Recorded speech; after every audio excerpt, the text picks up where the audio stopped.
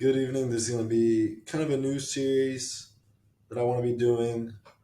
Before, I was more so watching videos and kind of reacting to them, but I think this will be something a little bit better and also something that I can do more consistently.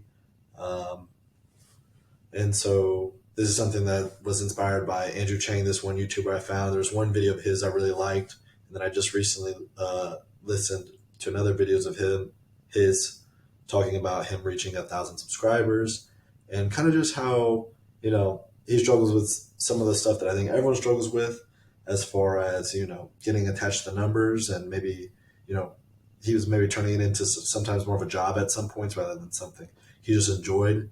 And this is something that I do enjoy and do enjoy talking about, as far as just self development and also psychology in general. So these are just 11 lessons that I've learned by the age of 22. For the first one, it's pretty important, but patterns in your life repeat for a reason. That thing that makes you upset is the same thing that has always made you upset.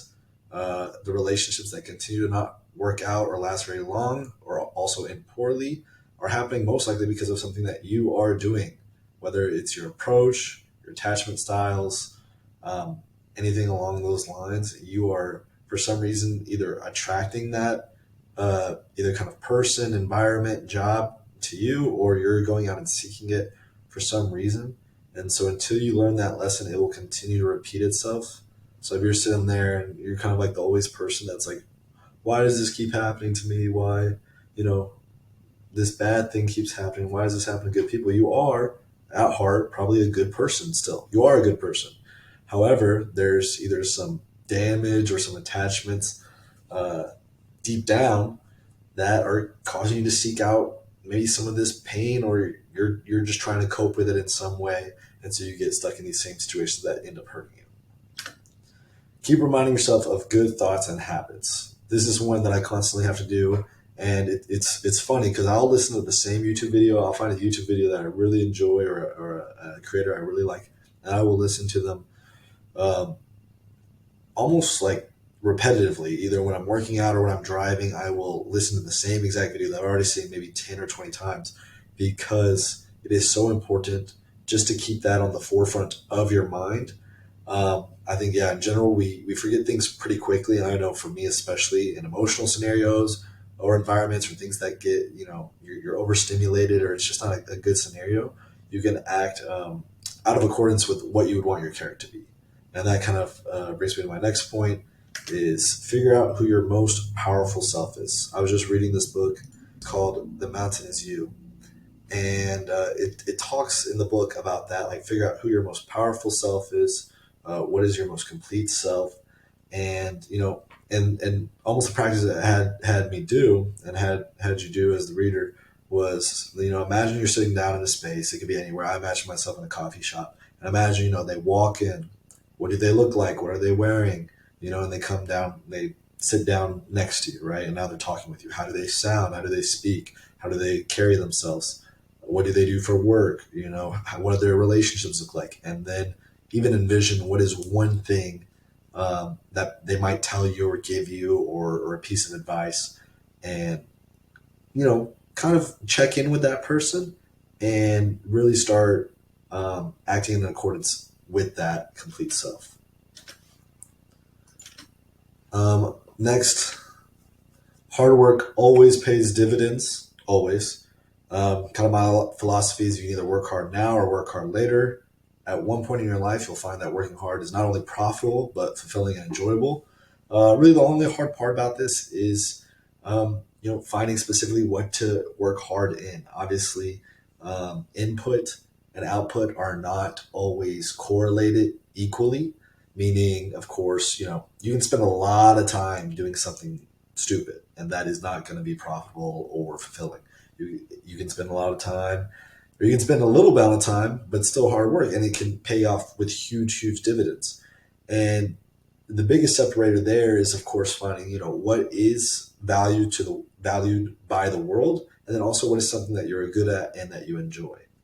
I was lucky enough at a pretty young age to find something that I really enjoy doing, something that I'm passionate about, something that I think I'm good at, and something that has, value out there in the world, and is also something that has continued, I guess, potential and continued knowledge in order, or that is able to be attained.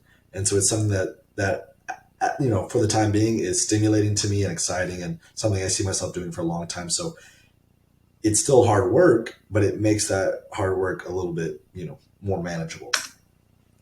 Next, a schedule is not a prison. This is, not a brag here, but I've been in bed by 10 p.m. for almost, the past 3 years. Obviously, there's some days I didn't, but this allows your body and mind to not only recover, allows you to have better sleep and perform better the next day. The schedule allows you the freedom to do what you want, plan what to eat, plan who to see, and plan what you do. Allowing life and others to dictate how you live is more restrictive than the alternative. So, like, especially with like some of my clients, I just can never understand that they wake up and they have no clue what they're going to eat that day. And that's a lot of the times how they get stuck in the situation that they're in, where there's people who, they're tired, like they're just tired. It's like, what time do you go to bed? Oh, midnight, 1 a.m. It's like, okay, obviously that's going to affect the person you are today. So, you know, it's just kind of I think going to bed early is kind of my main thing here. But then also, I mean, just plan out your day. And after you hit 18, after you're done going to school, 22, whatever it is, like, nobody's telling you what to do anymore. You literally get to create the day you want to have. You can put in, time for video games, time for a walk, time for reading, whatever. It's your schedule. There's plenty and plenty of time in the day. Obviously, there are some variance to this. There is some variance to this, but there is plenty of the time of day. If you really put it in a schedule and stuck to that schedule, you'd be able to get done what you want to get done. And I don't even really do this that well all the times either. Normally after like 1 p.m., 2 p.m., I'm pretty spent because I have some clients really early in the morning. But, I at least make sure that up to that point I have a productive day, and then maybe try to get one more thing in and not beat myself up too much if it doesn't happen or whatever it might be. This is a big one. This is one I just figured out this year for myself, and it's something that really helps a lot because I can be very hard on myself, and I can be very discouraging, just very almost rude to myself, in the sense where I never feel as if I'm doing enough.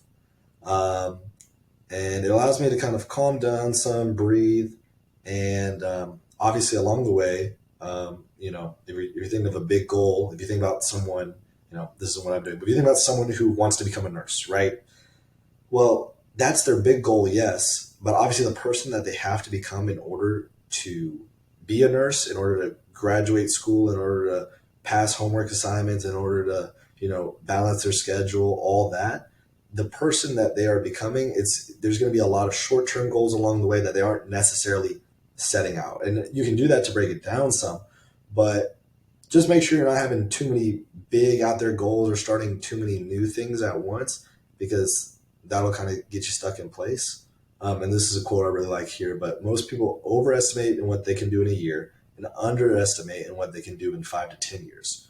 So if you really just mellow out, say, hey, I'm going to do this one big thing this year, and you get it done, and you become the type of person that gets that done, well, in 5 to 10 years, you're going to be well ahead of the person who freaked out about trying to, accomplish 2, 3, 4, 7, 10 things in a single year. Because it's not the quality of work isn't there, and you're going to get burnt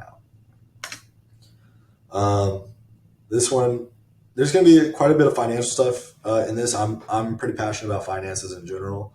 I think it's just interesting, and I think it kind of ties in with a lot of stuff too, as far as discipline goes, and as far as, I don't know, managing yourself.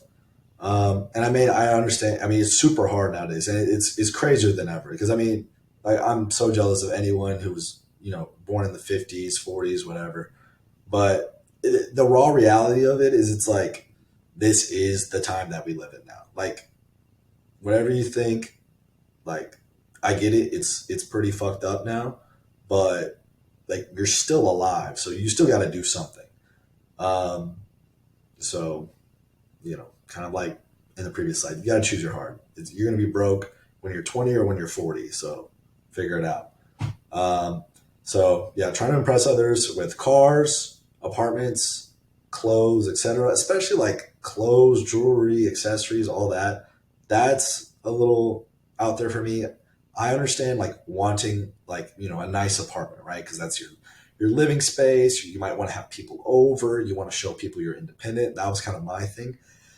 But at the end of the day, $1,500 to borrow a box is just not a good way to spend your money. And even like, like me, I have tattoos, all this. I mean, you think about $1,500 a month, what that could really buy you, or if you save that or just put it anywhere useful, um, that is a lot of money. That is no joke. That is $18,000 a year just on rent alone. $18,000. And so, you know, do your best with that as far as that goes. Roommates, living at home, whatever you can do. I know, like I said, it might feel embarrassing for the time being, but um, as I put in here, anyone that cares about you truly will still be with you, will still be your friend, even if you don't have those things. Anyone who's just coming over because you have an apartment, because you have a spot, or because you drive a nice car, or they think you got nice clothes, or you buy them drinks when you go out, if they're not around you when that stuff goes away, like that's better for you because those people were leeching off of you, or they probably weren't a good influence to begin with. Not only this, I can guarantee you, and I'm sure other people can tell you this as well, but it is so much cooler and a much better feeling to have money than to have things. Like if you could think about like a $5,000, of course, maybe a bag isn't the right analogy, but just something like a $5,000 whatever or $5,000 in cash, like it is so much cooler to have $5,000 in cash. Like if you have a nice like investment little account, it's like it's kind of a douchey thing to do if you don't do this, obviously. But it would be if you it's no different. Where it's like why go out and show off your car and not show off like your Schwab account, right? It's like it is so much cooler to have that than to have the car. And this is kind of a funny little quote here. This was Rihanna's, I guess, advisor. She sued him. I don't know the full story, but this quote is funny. He says, "Was it really necessary to tell her that if you spend money on things, you'll have the things and not the money?" Because I guess she kind of went broke one year or whatever. But like, yeah, if you spend your money on things, you'll have the things and you won't have the money. And it's just, I think 9 times out of 10, it's better to have the money because the things you'll either keep them and then you'll end up paying for a storage unit, which is also crazy, or you won't be able to get rid of them, or you're going to throw them away. It's not fulfilling whatsoever. I value security personally. So this next one, sacrifice is necessary. I kind of jumped the gun on this one, but you can either be broke now or be broke later. You're going to be broke at one point. 20, 30, 40. It's like, when would you rather be broke? When you're 20 or when you're 40? I get you want to travel now, but I feel I get this sense, and maybe it's a Gen Z thing and my peers around me, but like some of them think they're gonna die at 30. Like they just think like your life is over at 30 or your life is over at 40. There's just nothing to be done at 40 years of age. I just can't imagine. I mean, and with some of the things that they do, maybe so. But if you take care of your body and you live just a decent life, you will be able to have so much fun in your 30s and 40s if you play your cards right. Your 20s should not really be about maximizing the amount of fun you have. It should be about setting yourself up to have the maximum amount of fun. That's kind of the point, and we'll see which way this series goes or what I'll continue to make videos on. But it's not about not having fun. It's about being able to have fun as long as possible. Like, how can you do that? And that's actually going to be one of my points here. But this is another great quote here, and it applies to anything. But you can either live with the pain of discipline or the pain of regret. So you can either be like, oh, shouldn't have done that, or oh man, I wish I did that, or you can just do kind of what you're supposed to do. You know in your heart what you're supposed to do. This next one, thinking of the infinite game. Simon Sinek has a very good video on this called "Most Leaders Don't Know the Game That They're In." It's a beautiful video.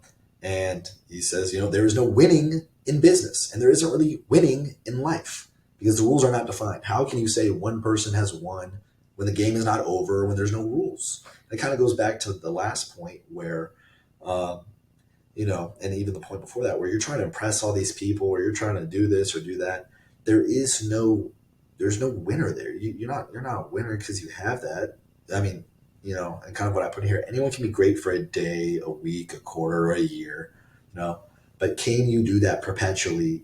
For as long as possible? Because the goal, in my opinion, is to find what is important to you, what gives you purpose and fulfillment, and how can you do that for as long as possible. That is the goal. Lastly, slow down. This is kind of contradictory, maybe even to like the last point where, but I don't think so. You can still think long term, but recognize that, where you are is where you once wished to be. This is something I kind of have a hard time doing with, obviously, I mean, with where I'm at. I mean, if I were to tell myself I'd be in the position I am in 2 years ago, I'd be super stoked. I'd be happy. I'm like, perfect, man. You're doing the right things. You're on track. Like, keep it going.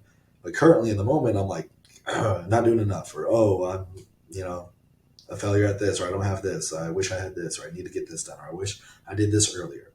Um, you're in the middle of the plan. Just allow it to take place. So, like, you're not going to push that timeline forward, really. Um, you can only take it one day at a time. You never get it back. This is something, I don't know why I've been feeling this so much lately, but so much nostalgia. Like, I'll just think back to, like, you know, whatever the first summer is to you, or for me, it's my first apartment. I really, really loved my first apartment, and I find that I didn't even enjoy it.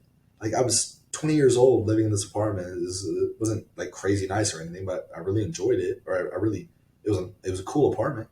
And I didn't enjoy it. I was unhappy there for some reason. I think that does associate to the other points where, like, it is not going to be fulfilling in itself to just have the apartment or have the things.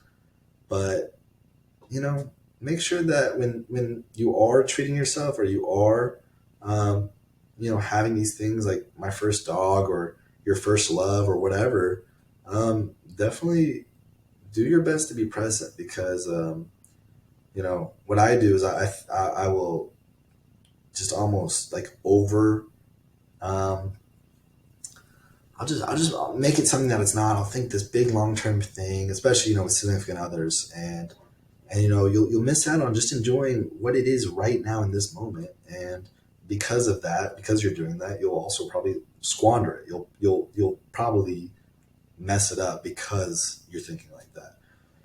So really, just, slow down, enjoy it, and, yeah, this was a fun little PowerPoint to put together. Took up some time. I mean, I guess that'll be the last lesson, the 12th one. But I don't know. Find things that you can do that are just, you know like little nothings, like little projects. I used to love to go to IKEA and buy something to build. Um, you gotta create some things, or do some things to fill the time productively, or else, I think that's when sort of bad things can occur. But other than that, I'm kind of happy with how this turned out. We'll see how the video turns out. But thank you to Andrew for kind of inspiring me and inspiring this little series. We'll see.